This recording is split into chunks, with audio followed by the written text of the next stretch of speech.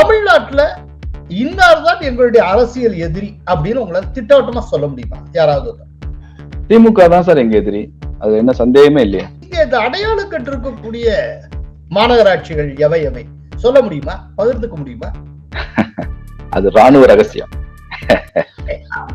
ப. சிதம்பரம் கட்டடம் தான் எழும்புகிறதே ஒழிய கட்சி எழும்ப காணோம் அப்படின்னு ஒரு ட்வீட் போட்டு இருக்கிறார். கட்சி எழும்பாமல் கட்டடம் எழும்புறதுன்ற வாய்ப்பே இல்ல.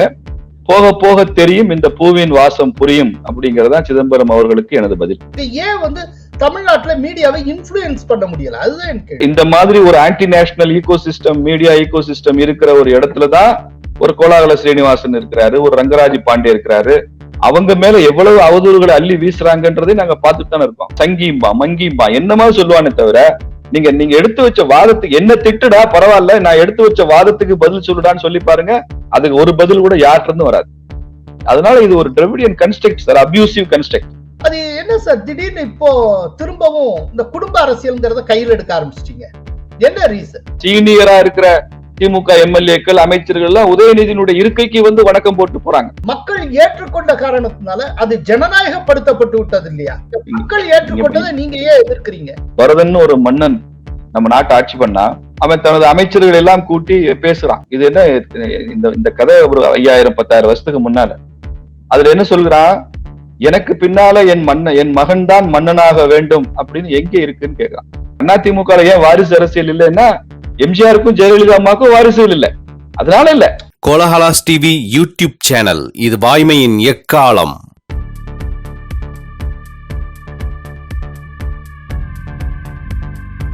வணக்கம் நண்பர்களே.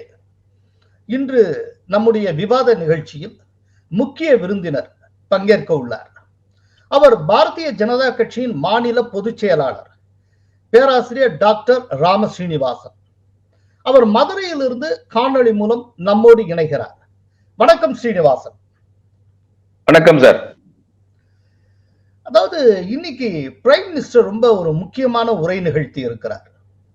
இந்திய அரசமைப்பு சட்ட தினம் நாடாளுமன்ற மைய மண்டபத்தில் வெள்ளிக்கிழமை கொண்டாடப்பட்டது.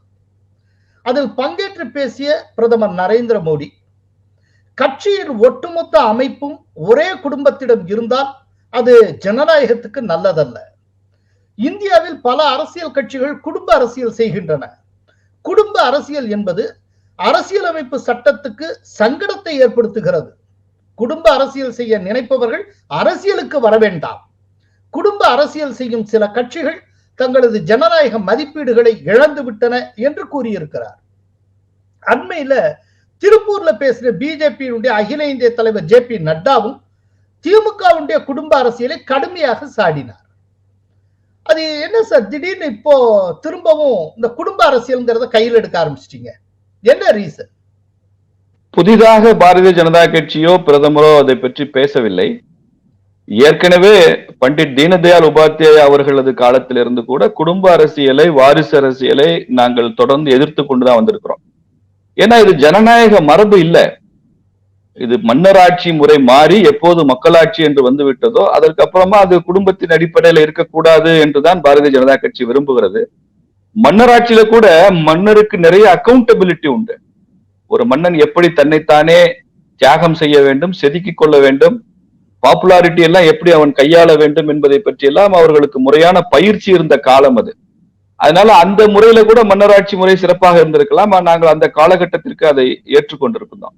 ஆனால் அது எப்போது மக்களாட்சி முறையாக மாறுகிறதோ, மக்களாட்சியினுடைய முழுமையான பலனை, அதனுடைய முழுமையான அழகை இன்னும் இந்திய சமுதாயம் ரசிக்க துவங்கவில்லை என்றுதான் நான் நினைக்கின்றேன். அதற்கு காரணமே காங்கிரஸ் கட்சி தான் பிரதானமான கட்சி. குடும்ப அரசியலை, வாரிசு அரசியலை முதலாக புகுத்தியது காங்கிரஸ் கட்சி தான். இந்த இடத்துல நான் குடும்ப அரசியல், வாரிசு அரசியல்னா அது என்ன என்பதை பற்றியும் தெளிவுபடுத்த விரும்புகிறேன். ஏன்னா பல சமயங்கள் அது ஒரு குழப்பம் இருக்கு. ஒரு சட்டமன்ற உறுப்பினர் துரதிருஷ்டவசமா இறந்து விட்டாருன்னு சொன்னா இடைத்தேர்தல்ல அவருடைய மனைவியை நிறுத்துறாங்க, அவர் வெற்றி பெறுகிறார். இதெல்லாம் குடும்ப அரசியல் இல்ல. குடும்பத்திலிருந்தா ஒருத்தர் வருகிறார், ஆனால் அந்த அரசியலுடைய தன்மையே குடும்பம் என்று சொல்ல முடியாது. பல கட்சிகளுடைய first family of the party என்று சொல்லுகிறோம் அல்லவா. ஒரு அரசியல் கட்சியினுடைய முதல் குடும்பம், அந்த குடும்பம் தான் அந்த கட்சியை தொடர்ந்து ஆக்கிரமித்துக் கொண்டிருக்கிறது. காங்கிரஸ் அப்படிதான். இப்ப தமிழ்நாட்டுல திமுக அந்த மாதிரியான ஒரு கட்சி தான். இந்தியாவிலேயே பாரதிய ஜனதா கட்சியும் கம்யூனிஸ்ட் கட்சிகளும் தவிர விதிவிலக்காக மற்ற எல்லா ரீஜனல் பார்ட்டிஸ், பிராந்திய கட்சிகளும் தேசிய கட்சிகளும் கூட அந்த குடும்ப அடிப்படையில் தான் இயங்குகின்றன என்பது இந்திய ஜனநாயகத்தினுடைய மிகப்பெரிய சாபக்கேடு. அதை தலைவர்கள் திட்டமிட்டு தங்களுக்கு பிறகு தங்களது வாரிசு தான் வர வேண்டும் என்பதற்காக ஆரம்பத்திலிருந்தே கட்சியில அப்படிப்பட்ட ஒரு சூழலை உருவாக்குறாங்க.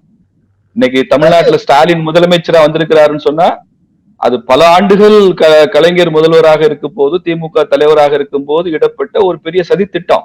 அதற்கு வேண்டிய நபர்களை கட்சியில முக்கிய பொறுப்புல வைக்கிறது. எப்பெல்லாம் ஸ்டாலின் அறிமுகப்படுத்தப்படுவாரோ அப்ப இவங்களே கைதட்டி அதை வரவேற்பது. அப்படி ஒரு ஈகோ சிஸ்டம் கிரியேட் பண்ணிக்கிட்டு தான் தங்களது வாரிசுகளை தலைவர்கள் உள்ளே அனுமதிக்கிறாங்க. அதை வெற்றிகரமா அவங்களால செய்ய முடிகிறது. கடைசியா மக்கள் ஏற்றுக்கொண்டாங்க, நாங்க தேர்தல் நின்று சந்திச்சு தானே வந்தோம் அப்படின்னு ஒரு சொத்தை வாதத்தையும் வைத்து விட்டு குடும்ப அரசியல் மூலமாக கைப்பற்றும். நீங்க சொல்லியிருக்கல ஒரு முக்கியமான சாரம் என்ன அப்படின்னாக்க, குடும்ப அரசியல் என்பது ஒரு கட்சியுடைய அரசியல ஒரு குடும்பமே ஆக்கிரமிப்பு செய்தா, அதை டாமினேட் பண்ணா அதற்கு பெயர் தான் குடும்ப அரசியல் அப்படின்னு சொல்றீங்க. சோ இதன் மூலமா இப்ப மேனகா காந்தி, வருண் காந்தி அவர்கள் உங்க கட்சியுடைய எம்பியா இருப்பது குடும்ப அரசியல் இல்லைன்னு நீங்க சொல்றீங்க, அப்படித்தானே? ஆமா, ஒரு குடும்பத்தை சார்ந்தவர் என்பதனாலேயே அவர் அரசியலுக்கு வரக்கூடிய உரிமையை மறுக்கப்படக்கூடாதுல ஜனநாயகத்துல. மேனகா காந்தியின் மகனாக இருக்கிறார் என்பதனாலேயே வருண் காந்திக்கு அரசியல் நுழையிற அருகதையோ தகுதியோ உரிமையோ இல்லை என்று மறுப்பதும் தவறு. ஆனால் அந்த குடும்பமே அந்த கட்சியை ஆக்கிரமிப்பது, அந்த குடும்பமே ஒட்டுமொத்தமாக அவர்கள் ஒரு கார்ப்பரேட் நிறுவனம் போல கட்சியை நடத்துவது, அந்த குடும்பத்தை தாண்டி எதுவுமே கிடையாது. அவை எல்லாம் அந்த குடும்ப உறுப்பினர்கள் எல்லாருமே பவர் சென்டர்ஸ், அதிகார மையங்கள். இன்னைக்கு தமிழ்நாட்டுல திமுகவை ஏன் உதாரணமா சொல்றேன், ஸ்டாலின் ஒரு பவர் சென்டரா இருக்கிறார். அதுக்கப்புறம் உதயநிதி ஸ்டாலின் இன்னைக்கு எம்எல்ஏவா இருக்காரு. நமக்கு சட்டசபை காட்சிகளை பாக்குறோம், சீனியரா இருக்கிற திமுக எம்எல்ஏக்கள், அமைச்சர்கள் எல்லாம் உதயநிதியினுடைய இருக்கைக்கு வணக்கம் போட்டு போறாங்க. இப்ப உதயநிதிக்கு பதிலா இளைஞர் அணியினுடைய மாநில செயலாளரா திமுக இன்னொருத்தர் இருக்கிறான்னு வச்சுங்க, அவருடைய படத்தை போஸ்டர்ல போடுவாங்களா திமுக? இன்னைக்கு மதுரையில போஸ்டர் ஒட்டினா கூட கலைஞர் படம், ஸ்டாலின் படம், உதயநிதி படம் தான் போடுறாங்க போஸ்டர்ல. அப்ப ஏன் மகளிர் அணி செயலாளரை போடல? ஏன் இன்னொரு பிரிவினுடைய செயலாளரை ஏன் போடவில்லைன்னா, உதயநிதி ஸ்டாலினுடைய மகன் அப்படிங்கிற ஒரே காரணம் தானே. அப்புறம் அவர் மருமகங்கிட்ட பவர் இருக்குன்னு சொல்றாங்க, சபரீசன்ட்ட பவர் இருக்குங்கிறாங்க. ஒரு கிச்சன் கேபினெட் இயங்கி கொண்டிருக்கல, அது எல்லாமே குடும்பம். இந்த மாதிரியான ஒரு கார்டல், ஒரு லாபி ஜனநாயகத்தை அழித்து விடும். அதாவது democracy has become a coterie of few அப்படின்னு ஒரு பெரிய மேலை நாட்டு அறிஞர் சொன்னார். யாரோ சிலருடைய கைப்பாவையாக ஜனநாயகம் மாறிவிட்டதுன்னு. அது இந்தியாவில சில குடும்பங்களின் கைப்பாவையாக மாறிவிட்டது. அதத்தான் பிரைம் மினிஸ்டர் சொல்லி இருக்கிறார். சோ ஒரு கட்சிய ஒரு நாட்டினுடைய மொத்த அரசியலும் தீர்மானிக்கக்கூடிய ஒரு ஈகோ சிஸ்டமாக ஒரு குடும்பமே மாறுகிற போது அது குடும்ப அரசியல் அப்படின்னு சொல்றோம். மற்றபடி ஒரு குடும்பத்துல இருக்கிற நபர் அரசியல்வாதியா வர்றதுங்கிறது குடும்ப அரசியல் கிடையாது.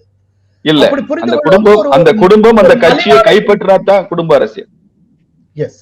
இப்போ ஒரே ஒரு விஷயம், ஜனநாயகத்தினுடைய அடிப்படையே மக்கள் தான். மக்கள் தீர்ப்பு, மகேசன் தீர்ப்பு. இப்ப ஏற்கனவே நீங்க சுட்டி காட்டினீங்க, இப்ப இவர்கள் ஒரு குடும்ப அரசியல் பண்ணினாலும் கூட மக்களால் தீர்ப்பளிக்கப்பட்டு மக்களால் வாக்களிக்கப்பட்டுதான் சட்டப்பேரவைக்குள்ளேயே நுழையிறாங்க. இப்ப உதயநிதி ஸ்டாலின் மறுக்கணும் நினைச்சா மக்கள் மறுத்திருக்கலாம், அவரை அவங்க அங்கீகரிக்கிறாங்க.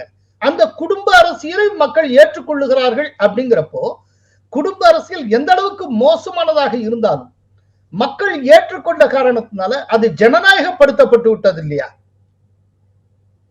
அப்புறம் மக்கள் ஏற்றுக்கொண்டதை நீங்க ஏன் எதிர்க்கிறீங்க?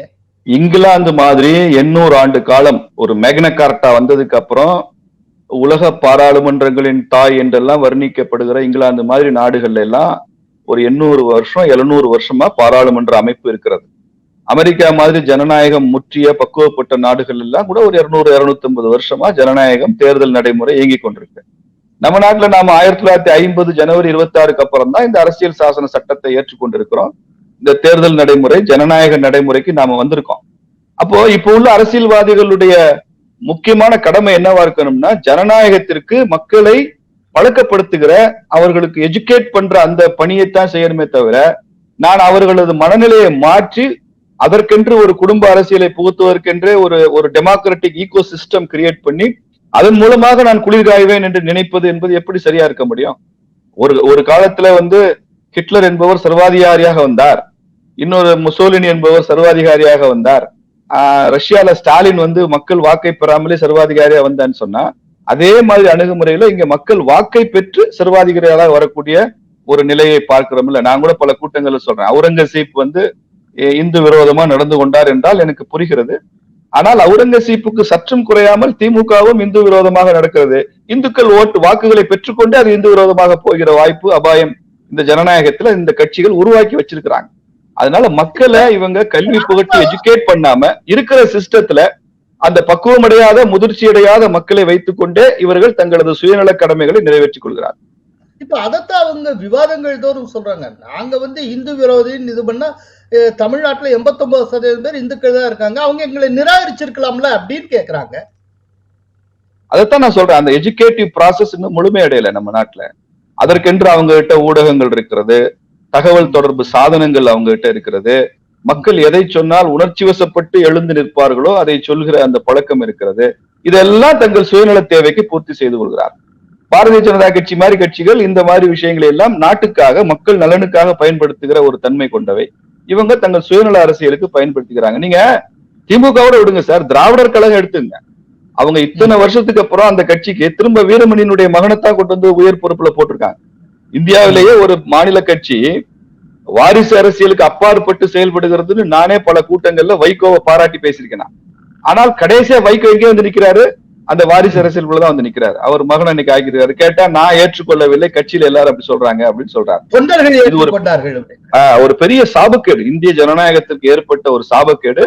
அதை இன்னைக்கு சரியாக அரசமைப்பு தினத்துல பிரதமர் அவர்கள் குறிப்பிட்டு பேசியிருக்கிறார் என்பது எங்களுக்கு எல்லாம் மகிழ்ச்சி. இது நிச்சயமா இது உடனடியாக சரி செய்யக்கூடிய ஒரு விஷயம் இல்லை. ஆனால் இதை பத்தி ஒரு கான்டெம்ப்ளேட் பண்ணணும், நாம் இதை பத்தி தீவிரமாக யோசிக்கணும். தொடர்ந்து ஒரு தேசிய அளவுல இது பற்றி ஒரு விவாதம், ஒரு கருத்து எல்லாம் போகணும், போய் அதுவாகவே மக்கள் மனநிலையை மாற்றணும். நீங்க இந்த இடத்துல ஒரு கதை, இந்த இடத்துல ஒரு பழைய இந்தியன் ஹிஸ்டரியில இருந்து ஒரு கதையை சொல்ல விரும்புறேன். பரதன் ஒரு மன்னன் நம்ம நாட்டை ஆட்சி பண்ணா. அந்த பரதன் அவன் பேர்லதான் இது பரத நாடு அப்படின்லாம் உருவாச்சுன்னு சொல்றாங்க. அவன் தனது அமைச்சர்கள் எல்லாம் கூட்டி பேசுறான். இது என்ன இந்த கதை ஒரு 5000-10,000 வருஷத்துக்கு முன்னால. அதுல என்ன சொல்கிறான், எனக்கு பின்னால என் மகன் தான் மன்னனாக வேண்டும் அப்படின்னு எங்க இருக்குன்னு கேக்குறான்.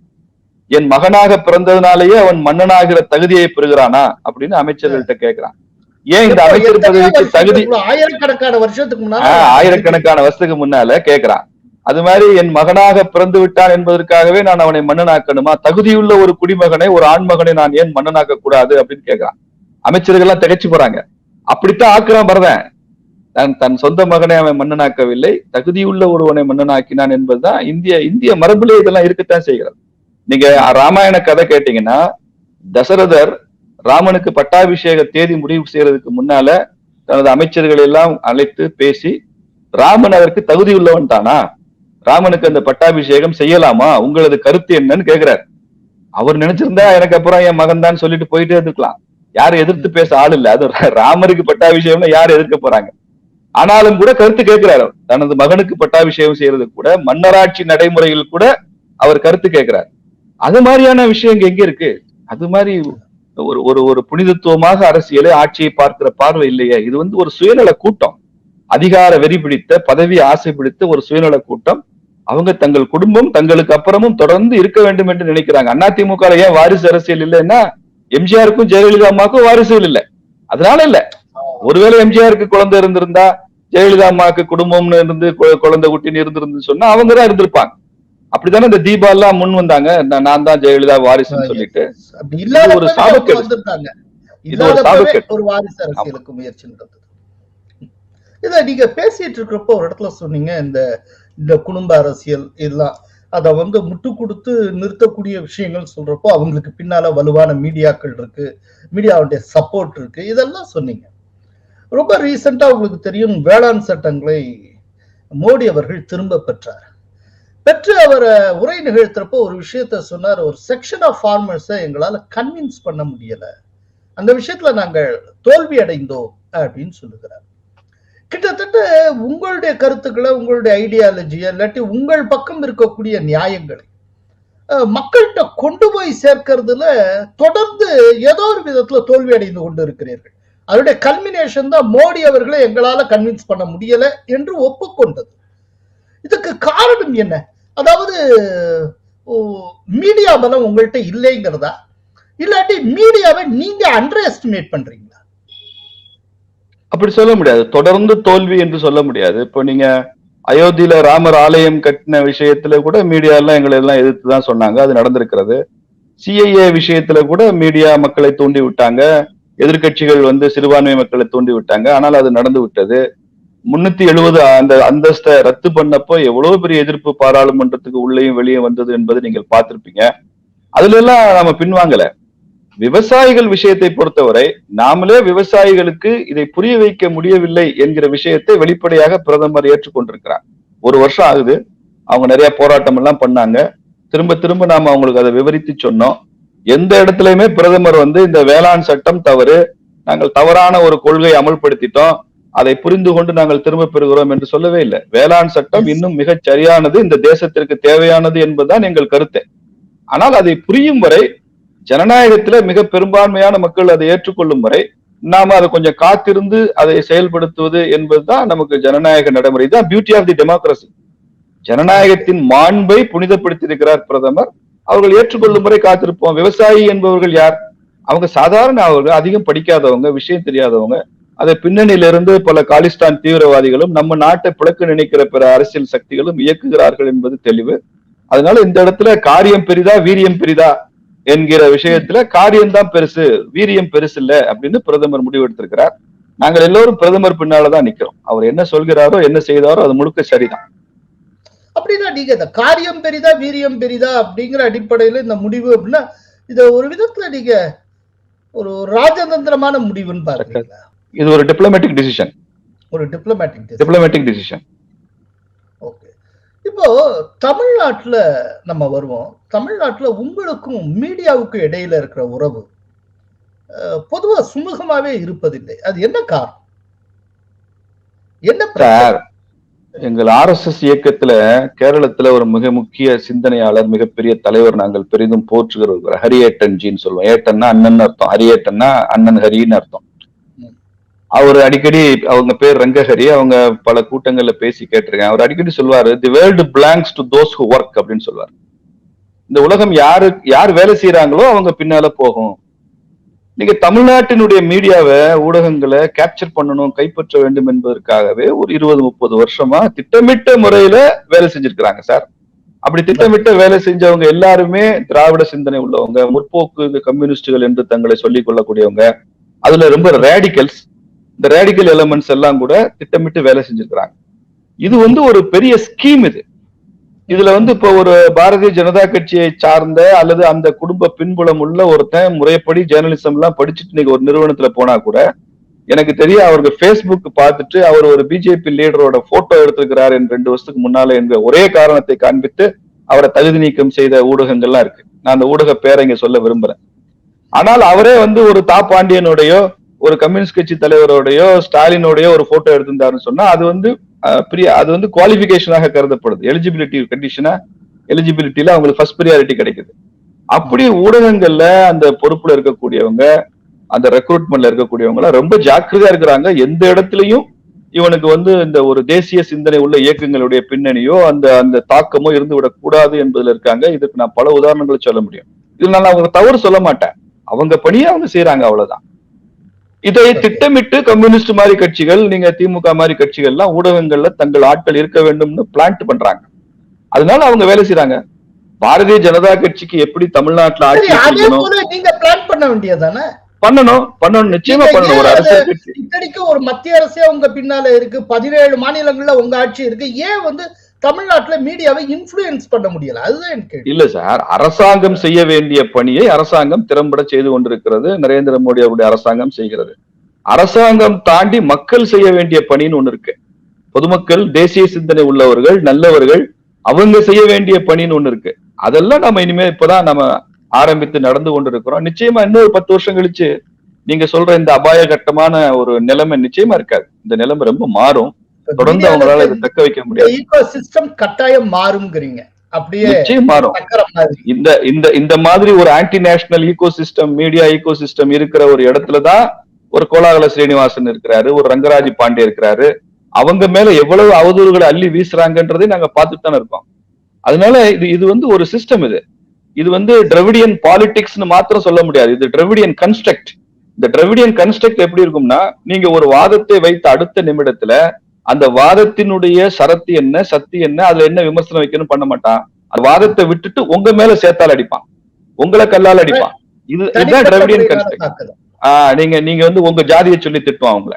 நீங்க எல்லாம் எப்படி இருந்தீங்கம்பா, சங்கிம்பா, மங்கிம்பா, என்னமா சொல்லுவானே தவிர நீங்க எடுத்து வச்ச வாதத்துக்கு என்ன திட்டுடா பரவாயில்ல, நான் எடுத்து வச்ச வாதத்துக்கு பதில் சொல்லுடான்னு சொல்லி பாருங்க, அதுக்கு ஒரு பதில் கூட யார்கிட்ட இருந்து வராது. அதனால இது ஒரு Dravidian construct sir, abusive construct. இதெல்லாம் கொஞ்சம் கொஞ்சமா மாறும், மக்கள் புரிந்து கொள்ளத்தான் செய்வாங்க. இதை விட பல மடங்கு ஊடக பலம் இருந்த பல மாநிலங்கள்ல கூட பாரதிய ஜனதா கட்சி ஆட்சிக்கு வந்திருக்கு. அதனால இதை நாம மக்கள்கிட்ட எடுத்து சொல்லி தொடர்ந்து போறதுதான் சரியா இருக்கும். அதே சமயத்துல ஊடகங்களும் தங்கள் போக்க மாத்தும். எல்லா ஊடகமே இப்படி நான் பொதுமைப்படுத்தி விட விரும்பல. ஊடகங்கள்ல பல நல்லவங்க இருக்காங்க, தேசிய சிந்தனை உள்ளவங்க இருக்கிறாங்க. பல பேரு நமக்கு எதிரான சித்தாந்தத்தை சார்ந்தவர்களாக இருந்தாலும் நமது கருத்து என்ன என்று புரிந்து கொண்டு அதை கொண்டு வரணும், அதையும் சொல்லணும்னு நினைக்கிற எனது ஊடக நண்பர்கள், என்னுடைய நண்பர்கள் இருக்காங்க. அதனால அப்படியும் கொஞ்சம் பேர் இருக்கத்தான் செய்யறாங்க. அதை பாராட்டுறேன் நானு. நிச்சயமா இந்த நிலைமை மாறும் சார். ஃபார் யூ இன்ஃபர்மேஷன், இதுக்கு முன்னால தமிழ்நாட்டுல இருக்கிற மாதிரி தான் ஒட்டுமொத்த தேசிய மீடியாக்களே இருந்தது, ஆங்கில மீடியாக்கள். இன்னைக்கு கிட்டத்தட்ட ஒரு 90% மாறி இருக்கு. ஒரு சில பேர் மட்டும் தான் அப்படியே தனித்தீவுகளா இருக்காங்க. அவர்களும் மாறுவார்கள் அப்படின்னு நம்பிக்கை கொள்ளலாம். ரீசெண்டா திருப்பத்தூர், திருநெல்வேலி, ஈரோடு மாவட்டங்கள்ல உங்க கட்சியினுடைய புதிய அலுவலகங்கள் திறக்கப்பட்டுள்ளன. இது பற்றி முன்னாள் நிதியமைச்சர், ராஜ்யசபா உறுப்பினர், காங்கிரஸ் கட்சியை சார்ந்தவர் ப. சிதம்பரம், கட்டடம் தான் எழும்புகிறதே ஒழிய கட்சி எழும்ப காணோம் அப்படின்னு ஒரு ட்வீட் போட்டு இருக்கிறார். அது என்ன சார், கட்டடமா கட்டிட்டு போறீங்களா, கட்சியை கட்ட மாட்டேங்கிறீங்களா? அது அவர் ஏதோ ஒரு நகைச்சுவை சொல்ல வேண்டுமே என்பதற்காக சொல்லி இருக்கிறாரு. பாரதிய ஜனதா கட்சியினுடைய அடிப்படையே, குறிப்பாக அமித்ஷா அவர்கள் தலைவராக இருந்த காலத்திலிருந்து ஒரு திட்டம், தேசிய திட்டம், எல்லா வருவாய் மாவட்டங்களிலும் நாடு முழுக்க, இந்தியா முழுக்க கட்சிக்கென்று சொந்தமாக அலுவலகங்கள் இருக்கணும் அப்படிங்கிறது கட்சியுடைய ஒரு செயல் திட்டம். அதனால தமிழ்நாட்டுல 38 வருவாய் மாவட்டங்கள் இருக்கிறதுன்னு நினைக்கிறேன். எல்லா வருவாய் மாவட்டங்கள்லயும் கட்சிக்கு இன்னும் தொடர்ந்து இடம் வாங்குறது, அதுல கட்சிக்கான கட்டிடங்கள், அலுவலக கட்டிடங்களை கட்டுறது, இதற்கான பணிகள் ஒரு 5-6 வருஷமாவே தொடர்ந்து நடந்து கொண்டிருக்கு. சில மாவட்டங்கள்ல இன்னும் இடமே வாங்கல. அது காரணம் ஒன்னும் விலை அதிகமா இருக்கலாம், இல்ல நமக்கு பொருத்தமான இடத்துல கிடைக்காம இருக்கலாம். அப்படி வாங்காத மாவட்டங்கள் இருக்குது. இடம் வாங்கி கட்டிடங்களை கட்டி கொண்டிருக்கிற மாவட்டங்கள் இருக்கின்றன, கட்டி முடித்த மாவட்டங்கள் இருக்கின்றன. அப்படி இது ஒரு ப்ராசஸ். இதுக்குன்னு ஒரு கமிட்டி இருக்கு மாநில அளவுல. அந்த கமிட்டியை அதை பார்த்து கொண்டிருக்கிறாங்க. இதுக்கு இன்னைக்கு 4 மாவட்டங்களுடைய கட்டிடங்கள் முடிஞ்சதுனால தேசிய தலைவர் அவர்களே திறந்திருக்கிறாங்க. பாரதிய ஜனதா கட்சி ஆபீஸ் சென்ட்ரிக் பார்ட்டி தான். இது இப்ப மற்ற கட்சிகள்ல ஆபீஸ் சென்ட்ரிக், நம்ம காரிய சென்ட்ரிக், கூட சொல்லியிருக்காரு. அதனால அது காரியாலய சென்ட்ரிக், காரிய சென்ட்ரிக்கா இருக்கிற கட்சிங்கிறதுனால இது காரியாலய சென்ட்ரிக்காவும் இருக்கத்தான் செய்யும். இங்க தலைவர்களை பாக்குறதுக்கு அவங்க வீட்டுக்கு போறது, வீட்டு வாசல்ல வராண்டாவில தலைவர்களை பார்க்க காத்து கிடக்கிறதுன்ற கலாச்சாரம் பிஜேபியில இருக்காது. இப்ப நீங்க ஸ்டாலினையோ கருணாநிதியோ பாக்குறோம்னா கோபாலபுரத்திலயோ அவங்க வீட்டுக்கு போவாங்க, காத்து கிடப்பாங்க. சபரீசனை பாக்குறது கூட அவங்க வீட்டுல போய் காத்து கிடப்பாங்க. ஆனா பிஜேபியில அண்ணாமலை அவர்களையோ, தமிழிசை அக்கா இருக்கும் போதோ, எல் முருகன்ஜி இருக்கும் போதோ வீட்டுக்கெல்லாம் போய் காத்திருக்க வேண்டாம். கமலாலயத்துக்கு ஆபீஸ்க்கு வருவாங்க, முறைப்படி அப்பாயின்மெண்ட் வாங்கி பார்க்கலாம். கொஞ்சம் கூட்டமா இருந்தா கொஞ்சம் வெயிட் பண்ணி பார்க்க வேண்டியிருக்கும். கூட்டம் இல்லாம இருந்தா உடனே பார்த்துடலாம், அவ்வளவுதான். இங்க ஒன்னும் தலைவர்கள் அந்த சிஸ்டம் எல்லாம் ஒண்ணும் இல்ல, அவங்க வீட்டுக்கு வாழணும் விரட்டுற சிஸ்டம் எல்லாம் இல்ல. இதுதான் மாவட்டங்களையும் நடக்கும். இப்ப நானே மதுரையில அலுவலகம் வைத்துதான் இயங்குறேன். நான் எல்லாம் கட்சி தொண்டர்களை எல்லாம் எங்க வீட்டுக்கு வா அப்படின்னா நான் சொல்றது இல்ல. ஒரு அலுவலகம் என்று வைத்து முறையாக வருபவர்களை வரவேற்று அவங்களை உட்கார வச்சு அவங்களுக்கு ஹாஸ்பிட்டாலிட்டி, காஃபியோ டீயோ கொடுத்துதான் நாங்களே பாக்குறோம். அதனால இந்த மாதிரி அலுவலகங்கள் என்பது பிஜேபியில இயற்கையானது. இது இந்தியா கூட நடந்து கொண்டிருக்கிற ஒரு விஷயம். கட்சி தலைவர்களே கூட, பல தலைவர்கள் எளிமையா கட்சியினுடைய அலுவலகத்திலேயே தான் தங்குவாங்க. இப்ப எங்க தேசிய பொதுச் செயலாளர் வந்தாங்க, சந்தோஷி தெரியும். அவர் இப்போ போன வாரம் சென்னை வந்திருந்தாங்க. கட்சியில கமலாலயத்துல தான் தங்கினாங்க. கமலாலயத்துல போய் பாருங்க, சும்மா ஒரு ரூம் இருக்கும், ஒரு ஏசி இருக்கும், அவ்வளவுதான். சாதாரண கட்டல் இருக்கும். ஒரு லக்ஸரி ஹோட்டல், 5 ஸ்டார் கல்ச்சர் அதெல்லாம் பிஜேபியில இருக்காது. அந்த மாதிரி ஒரு சாதாரண நடைமுறை இருக்கும். இதற்காகத்தான் அலுவலகமே தவிர சிதம்பரத்துக்கு அந்த கல்ச்சர் இல்ல. அவங்க அந்த ஒரு சத்தியமூர்த்தி பவனை தொடர்ந்து கோஷ்டி பூஷல்ல காப்பாத்திக்கிறதுக்கு ஒரு ஆபீஸ காப்பாத்திக்கிறதுக்கே போராடின கட்சி அந்த கட்சி. ஒவ்வொரு ஸ்பிளிட்ட போய் இந்திரா காந்திக்கும் பழைய காங்கிரஸ் வந்தப்ப இந்த சத்தியமூர்த்தி பவனை எப்படி காப்பாத்துறதுன்னு திண்டாடினாங்க. அதுக்கப்புறம் தமிழ் மாநில காங்கிரஸ் வரும்போது மூப்பனார் ட்ரஸ்டியா இருக்காரு, அவர் தமிழ் மாநில காங்கிரஸ் எடுத்துட்டு போயிடுவாரா அப்படின்னு அதுக்கு பயந்தாங்க. இப்படி ஒரு ஆபீஸையே காப்பாற்ற முடியாம கஷ்டப்பட்ட ஒரு கட்சி பிஜேபி இத்தனை அலுவலகங்கள் கட்டுறதை பத்தி பேச வேண்டிய அவசியம் இல்லைன்னு நினைக்கிறேன். நாங்க காரிய சென்ட்ரிக் பார்ட்டி, காரியாலய சென்ட்ரிக் பார்ட்டி. அதனால அலுவலகத்தை மையமா வச்சு இயங்குவோம். கட்டிடங்கள் எழும்பலாம், கட்சி இயங்காமல் கட்டிடங்கள் எழும்பாது. இப்ப இந்த இவ்வளவு கட்டிடங்களுக்கான அந்த நிதி நம்ம தொண்டர்கள் மூலமா பொதுமக்கள்கிட்ட முறையான நன்கொடை ரசீதுகள் பெற்று அதற்கான முறையான அக்கவுண்ட்ஸ் ஆடிட் எல்லாம் இருந்து கட்டப்பட்ட கட்டிடங்கள் தான் இந்த மாதிரியான கட்டிடங்கள் எல்லாமே. அதனால கட்சி எழும்பாமல் கட்டடம் எழும்புறதுன்ற வாய்ப்பே இல்லை. போக போக தெரியும், இந்த பூவின் வாசம் புரியும் அப்படிங்கறதா சிதம்பரம் அவர்களுக்கு எனது பதில். ஓகே, விரைவில் நகர்ப்புற உள்ளாட்சி தேர்தல் நடக்க இருக்கிறது. இதுல எப்படி இந்த சூழ்நிலையில உங்களுடைய கூட்டணி பற்றின முதல்ல ஐடியா என்ன? கூட்டணியை பத்தி நாங்க தொடர்ந்து அதிமுக கூட்டணி, அதிமுக பாரதிய ஜனதா கட்சி கூட்டணி தான் இருக்கிறோம். சென்ற பாராளுமன்ற தேர்தல், அதற்கு பின்பு நடந்த சட்டமன்ற தேர்தல், அதற்கு இடையில நடந்த கிராம உள்ளாட்சி தேர்தல், இப்போது நடந்த இந்த 9 மாவட்ட தேர்தலில் கூட நாங்க கூட்டணியில இருந்து கொண்டுதான் பேச்சுவார்த்தை நடத்தி தொகுதி பங்கீடு பண்ணி தான் நாங்க போட்டியிடுகிறோம். உள்ளாட்சி தேர்தலை பொறுத்த வரைக்கும் சட்டமன்றம் பாராளுமன்றம் மாதிரி கூட்டணி விஷயத்துல அதிமுக்கியத்துவம் வாய்ந்த விஷயங்கள் இல்லை. அது கீழே இறங்கி வர வர வர நீங்க ஒரே இடத்துல இப்ப மதுரை நகர்ல மாத்திரம் ஒரு 5 எம்எல்ஏக்கள் தான் இருக்கிறாங்க, கூட்டணி வைத்துக் கொள்வது ஈஸியா இருக்கும். ஆனால் இதுவே உள்ளாட்சி நகராட்சி தேர்தல்னா 100 கார்பரேஷன் வார்டு இருக்கு, கவுன்சிலர் இருக்கிறாங்க.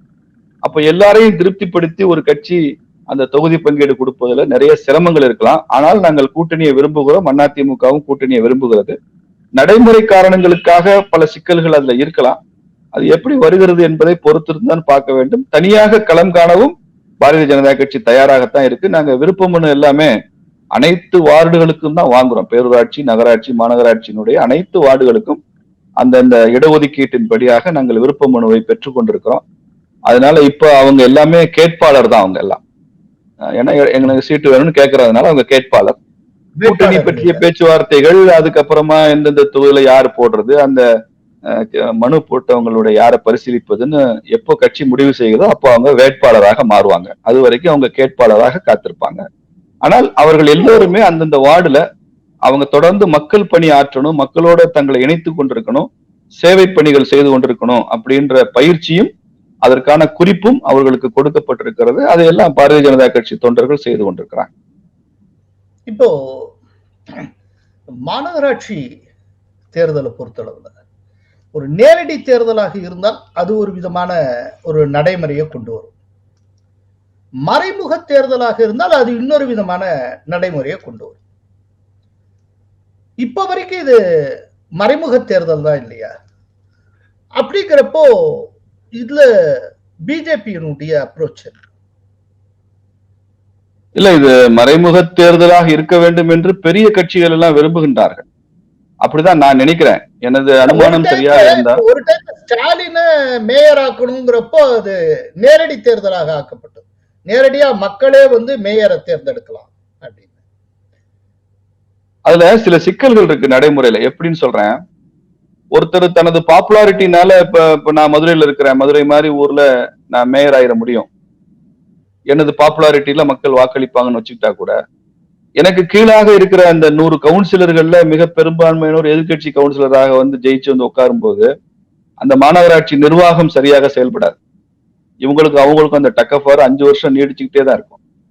ஸ்டாலின் மேயரா இருக்கலாம், ஆனா அவருக்கு கீழே இருக்கிற அந்த கார்பரேஷன் வார்ட்ஸ் எல்லாமே அதிமுக கையில இருந்தா அவர் ஒரு திறமையான மேயரா செயல்பட முடியாது. அப்படி ஒரு சிக்கல் இதுல இருக்கிறது. இன்னொரு பக்கம் இப்ப இருக்கிற பிரதான கட்சிகள் என்ன நினைக்கிறாங்கன்னு சொன்னா, இப்போ ஒரு மாநகராட்சியினுடைய வாக்காளர் எண்ணிக்கை 15 லட்சம்னு வச்சுக்கோமே, இந்த 15 லட்சம் மக்களுக்கும் மேயர் வேட்பாளரா நிக்கிறவரு கவர்ல வச்சு ஏதோ டிஸ்ட்ரிபியூஷன் பண்ணி தானே இப்ப எல்லாம் ஜெயிக்கிறாங்க. அதனால அவ்வளவு பணத்தை டிஸ்ட்ரிபியூட் பண்றது கஷ்டம். நல்லா தெரியுது, அவங்க தேர்தல்ல வாக்குக்கு பணம் கொடுத்துதான் ஜெயிக்கிறாங்க. இப்ப திமுக வாக்குக்கு பணம் கொடுக்காமல ஜெயிக்க போகுது, அப்படிதான் நினைக்கிறாங்க. அதுக்கு பதிலா தேர்ந்தெடுக்கப்பட்டு வர்ற கவுன்சிலருக்கு பணத்தை கொடுத்துடலாம். நம்ம அவனுக்கு ஒரு ரேட்டு பேசிடலாமே அப்படின்னு நினைக்கிற போக்கு வந்திருக்கு இப்போ. ரெண்டாவது, கட்சி தாவல் தடை சட்டம் வந்து சட்டமன்றத்துக்கும் பாராளுமன்றத்துக்கும் தான். இந்த உள்ளாட்சியில மாநகராட்சியில எல்லாம் அந்த அந்த ஆன்டி டிஃபெக்ஷன் லா செல்லுபடி ஆகாது. அதனால எதிர்கட்சி டிக்கெட்ல ஒருத்தர் ஜெயிச்சா கூட அவரை தனதாக்கி கொள்கிற அந்த சாமர்த்தியம் இன்னைக்கு இருக்கிற ஆளுங்கட்சி திமுகக்கு இருக்கு. அதனால நேரடி தேர்தலை திமுக விரும்பாது என்றுதான் நான் கணிக்கிறேன். பார்க்கலாம், பொறுத்திருந்து பார்க்கலாம். நேரடி தேர்தல் இல்லாதது தனிப்பட்ட முறையில பிஜேபிக்கே ஒரு பிரச்சனை தானே. இப்போ நேரடி தேர்தல் ஒண்ணு இருந்தால் பிஜேபி அதிமுக எங்கள்கிட்ட இந்த 3 மாநகராட்சி 2 மாநகராட்சி கொடுங்க, 4 மாநகராட்சி கொடுங்கன்னு கேட்க முடியும். இப்போ இல்ல அப்படிங்கிறப்போ நீங்க எந்த மாநகராட்சிக்கு உட்பட்ட எந்த ஒரு வார்டுலையும் மோர் தென் 50% நீங்க கேட்டு வாங்க முடியுமா என்ன? அப்படிங்கிறப்போ இந்த நேரடி மோர் தென் 50% இல்ல மோர் தென் 50%ங்கிறது எல்லா மாநகராட்சி நகராட்சிக்கும் பொருந்தாது. எங்களுக்கு பலம் பொருந்திய நகராட்சிகள் மாநகராட்சிகள் அப்படி தமிழ்நாடு முழுக்க நாங்க அடையாளம் கண்டிருக்கோம். அதுல ஒரு பெர்சன்டேஜ் ஃபார்முலா இருக்க முடியும். நாங்களும் ஏபிசின்னு தரம் பிரிச்சிருக்கோம்.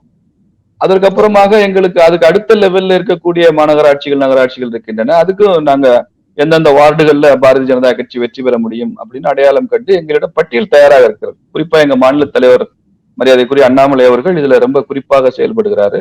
நகராட்சி தேர்தல், இந்த மாநகராட்சி தேர்தலுக்கான அந்த அமைப்பு, அந்த கமிட்டியினுடைய தலைவராக முன்னாள் அமைச்சர் அண்ணன் பொன் ராதாகிருஷ்ணன் அவர்கள் இருக்கிறாங்க.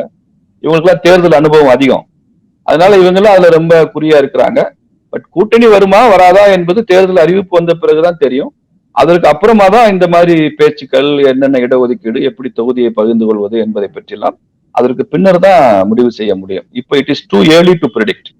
ஓகே, நீங்க இந்த அடையாளம் கட்டிருக்கக்கூடிய மாநகராட்சிகள் எவை எவை சொல்ல முடியுமா? பகிர்ந்துக்க முடியுமா? அது ராணுவ ரகசியம். உங்களுக்கே தெரியும் சார், உங்களுக்கே தெரியும். உதாரணமா சென்ற பாராளுமன்றத்துல நாங்க கன்னியாகுமரி தொகுதியில போட்டிட்டோம் சார். கன்னியாகுமரி கீழே தான் நாகர்கோவில் வருது. சென்ற பாராளுமன்றத்துல கோயம்புத்தூர்ல பாரதிய ஜனதா கட்சி போட்டியிட்டது. அந்த கோயம்புத்தூர் பாராளுமன்ற தொகுதிக்கு உள்ளாரதான் கோயம்புத்தூர் மாநகராட்சி வருகிறது. உதாரணத்துக்கு இது சொல்றேன். இப்படி நாம போட்டியிட்ட இடங்கள், சட்டமன்ற தேர்தலில் நாம போட்டியிட்ட இடங்கள், அதற்குள்ளாக வருகிற நகராட்சி மாநகராட்சிகள், புதிதாக நாம இந்த ஓரிரு ஆண்டுகள்ல பாரதிய ஜனதா கட்சி ஒரு வீச்சா எழுச்சியாக வந்த பகுதிகள், இது எல்லாத்தையும் கணக்கில் எடுத்து காம்ப்ரிஹென்சிவா தான் பார்க்க முடியும். இப்ப அதை சொல்றதுங்கிறது கூட்டணி கட்சியுமே அது தர்ம சங்கடப்படுத்துற மாதிரி. இந்த பொதுவா ஒரு விஷயம் அரசியல சொல்லப்படுற உண்டு. அரசியல்ல நண்பனை அடையாளம் காண வேண்டும் அப்படிங்கறத காட்டிலும் எதிரி யாருங்கிறத கரெக்டா அடையாளம் காணணும் அப்படின்னு. Fix your enemy first. Yes, fix your enemy first. தமிழ்நாட்டுல நீங்க அப்படி உங்களுடைய எதிரிய கண்டுட்டீங்களா? அகில இந்திய அளவுல அரசியல் எதிரியா காங்கிரஸ், சித்தாந்த எதிரியா கம்யூனிஸ்ட், அதை நீங்க அடையாளம் கண்டு தொடர்ந்து அரசியல் பண்றீங்க. அதுல எந்த இடத்துலயும் நெகிழ்வுத்தன்மையா உங்கள்கிட்ட கிடையாது. தமிழ்நாட்டுல இன்னார்தான் எங்களுடைய அரசியல் எதிரி அப்படின்னு உங்களால திட்டவட்டமா சொல்ல முடியுமா? யாராவது? திமுக தான் சார் எங்க எதிரி, அது என்ன சந்தேகமே இல்லையா? ஐயன் திரிபுர சொல்லுகிறேன். 99 அலையன்ஸ் வச்சீங்க திமுகவோட சார். அது எங்களுடைய ஃபர்ஸ்ட் ஆப்ஷன் இல்ல. நீங்க அந்த கான்டெக்ஸ்ட் பார்க்கணும். எங்களுடைய அலையன்ஸ் பார்ட்னர் ஏடிஎம்கே தான், ஜெயலலிதா அம்மையாரோட தான் கூட்டணி. ஆனால் அந்த தேர்தல் வெற்றிக்கு பிறகு ஜெயலலிதா அம்மையாருடைய அரசியல் நடவடிக்கைகள்ல மாற்றம் தெரிந்தது. அவங்க வாஜ்பாய் அவர்கள் பிரதமர் ஆவதற்கு ஆதரவு கடிதம் கொடுக்க தாமதப்படுத்தினாங்க. அவங்க அந்த சமயத்துல மிக பொறுப்புடன் நடந்து கொண்டார் என்று நான் சொல்ல மாட்டேன். அதே மாதிரி அந்த ஆட்சி கவிழுவதற்கும் அதிமுக காரணமா இருந்தது. நீங்க the first ever BJP government in the centre was toppled by ADMK. நீங்க அந்த கசப்பான உண்மையை இப்போ கூட்டணியாக இருந்தாலும் நாங்க அதை சொல்லித்தான் ஆகணும். மத்தியில வந்த முதல் பாரதிய ஜனதா கட்சி அரசாங்கமே ஜெயலலிதா அம்மையாரால கவிழ்க்கப்பட்டதுதான். அதனால அது ஒரு கசப்பு. அது ஆமா, அது ஒரு அன்லக்கி, அது மிஸ்ஃபார்ச்சூன், இந்த தேசத்துக்கு நடந்த ஒரு துரதிருஷ்டம். ஆனால் அந்த சமயத்துல திமுக மிகவும் பொறுப்புடன் ஒரு நிரந்தர ஆட்சி, நிலையான ஆட்சி இருக்க வேண்டும் என்பதற்காக உள்ளூர்ல இங்க மாநிலத்துக்குள்ள அவங்களுக்கு அதிமுக எதிர்த்த அரசியல் தான் அவங்க செய்ய வேண்டும் என்பதற்காகவும் அவங்க பிஜேபி ஆதரிக்க தயாரா இருந்தாங்க. அந்த ஆதரவை வாஜ்பாய் அவர்கள் ஏற்றுக்கொண்டார். ஆனால் நீங்க பாருங்க, திமுகவும் பாரதிய ஜனதா கட்சியும் சித்தாந்த ரீதியாக எதிர் துருவ கட்சிகள் என்பதனால அந்த ஆட்சி 5 வருஷத்துக்கு மேல அந்த கூட்டணி நீடிக்கலையே. எப்போது அந்த 2004 ஆட்சி முடியுதோ திமுக அந்த டயர் கலண்டு ஓடி போச்சு. அதுக்கப்புறம் அது காங்கிரஸோட அவங்க சேர்ந்துக்கிட்டாங்க. இப்போ அது மீண்டு வர முடியல. இனிமேல் அவர்கள் மீண்டும் பாரதிய ஜனதா கட்சி பக்கம் வருவதற்கான வாய்ப்பே இல்லை.